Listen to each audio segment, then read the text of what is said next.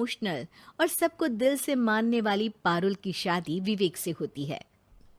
क्या है यार, शादी के वक्त तो तुम दुबली हो गई थी, लेकिन शादी के 2 साल में ही फिर फूलकर गुप्पा हो गई हो। पारुल के साथ अब विवेक का व्यवहार बदल गया।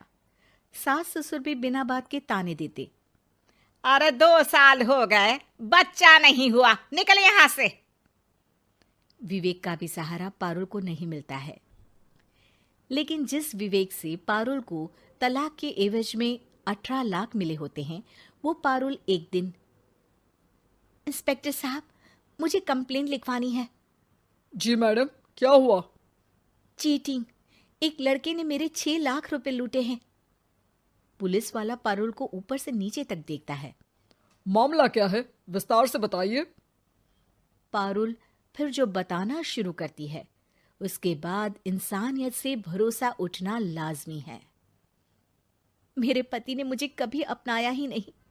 शादी के 3 साल में ही मेरा तलाक हो गया। मैं नहीं चाहती थी कि मैं उनसे एक भी पैसा लूं, लेकिन वकील और मेरे माता पिता ने उनसे 18 लाख की रकम ली। फिर क्या हुआ? क्या वो पैसे उसने वापस ले लिए? नहीं, उन्होंने तो उसके बाद मुझसे कभी कांटेक्ट भी नहीं किया। फिर? किसी डेटिंग साइट से मुझे आनंद नाम का एक लड़का मिला। उसके साथ मुझे लगा कि मैं दोबारा जिंदगी बना सकती हूँ। वो मेरी केयर करता, मेरी छोटी बड़ी चीजों का ख्याल रखता और मेरा साथ देता। अच्छा, क्या उसने तुम्हें शादी करने का झांसा दिया था? हाँ, वो भी तलाकशुदा था। पहले तो उसने मुझसे कहा कि उसकी एक बेटी है, लेकिन फिर पता चला कि उसकी एक नहीं 2 बेटियां हैं। इतना ही नहीं, दिल्ली के एक आम इलाके में वो बीवी और बच्चियों के साथ ही रहता है। तो आपसे इमोशनली फ्रॉड कर उसने पैसे ऐंठे? जी, अब मेरे पास कुछ नहीं है, ना पैसे ना वो। मैं बस किसी भी हालत में अपने पैसे वापस चाहती हूँ, जो मेरे बुरे वक्त में मेरे काम आ सकते हैं। ठीक है।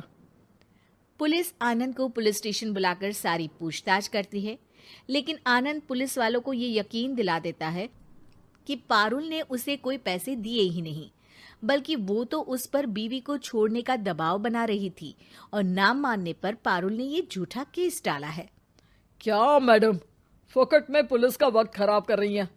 कोई शादीशुदा क्यों अपनी बीवी छोड़ेगा? अब आपकी शादी टूटी तो मतलब सबकी तो नहीं टूट सकती ना। पारुल को पुलिस वाले के मुंह से ये बात सुनकर हैरानी होती है। उसे कुछ समझ में नहीं आता कि वो क्या करे।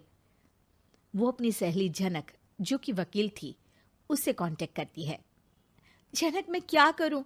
मैं कैसे पुलिस को यकीन दिलाऊं कि आनंद ने मेरे साथ ना सिर्फ शारीरिक और मानसिक चीट किया है, बल्कि आर्थिक तौर पर भी वो मुझे खाली कर गया है।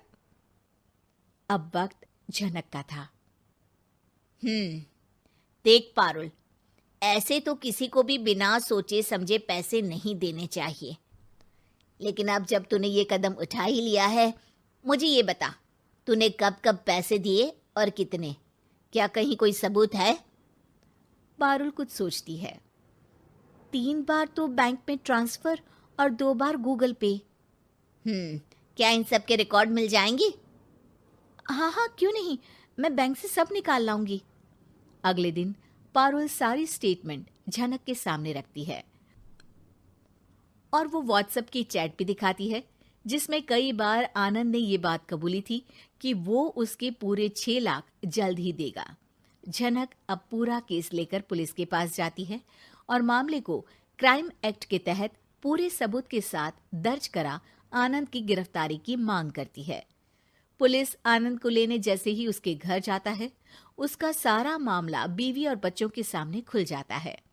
पुलिस स्टेशन में पारुल को देखकर आनंद भड़क जाता है। ओह, तो बहुत होशियार बन रही हो तुम।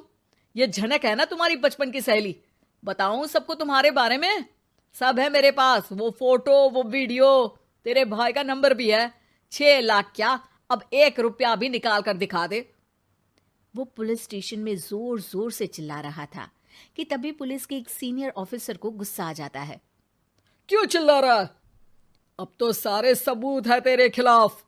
ऊपर से यहां चिल्ला चिल्ला कर तूने खुद को तो गड्ढे में धकेल दिया है। जल्दी बता, लड़की के पैसे लौट आता है या फिर? आनंद डर जाता है। तभी उसकी बीवी और बच्चे पुलिस स्टेशन में आकर पारुल के पैसों का बैग देते हैं। मेरे पति को माफ कर दीजिए, प्लीज उन्हें पुलिस से बचा लीजिए। मेरे छोटे बच्चे हैं, ये कैसे रहेंगे? होता भी यही है। पारुल केस वापस ले लेती है, लेकिन उस सबक के साथ कि इमोशनल होकर किसी को भी अपना पैसा नहीं देना चाहिए। झूठ बोलकर रिश्ते कभी ना बनते हैं और ना ही निभते हैं।